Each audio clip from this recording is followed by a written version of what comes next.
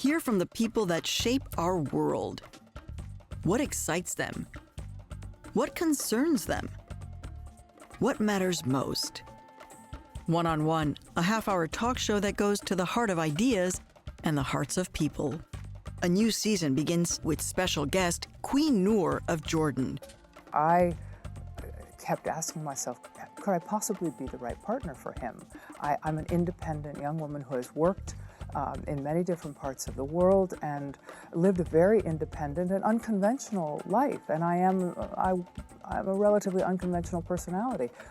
And so it was his love and his faith that had to win over my confidence in that I might be the right partner for him, because I cared and respected and admired his work for peace in the Middle East, and I cared enough for him as a person at that moment that I didn't want to in any way be a liability.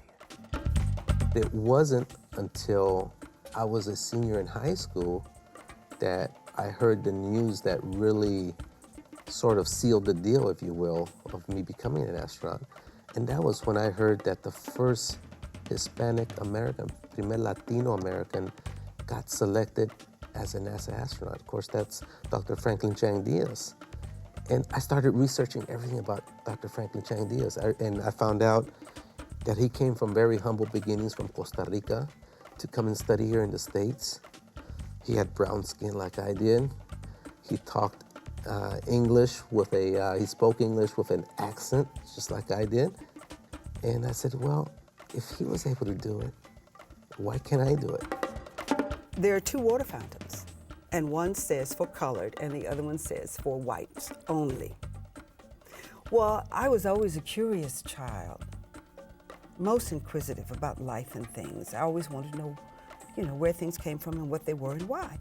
And I looked and I would read that sign, I'd look at that sign, and I'd look at that sign and I'd say, now why is that like that?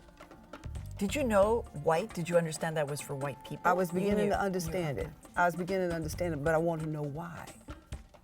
I mean, I understood that was going on. By this time I understood what was going on, but I didn't quite understand why, because it never made sense.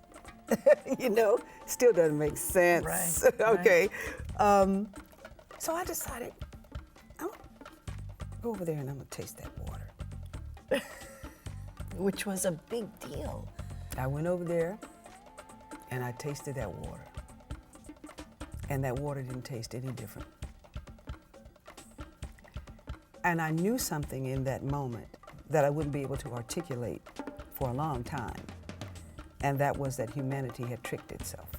It's important to see the world from many different points of view. And we do that on One-on-One on every show.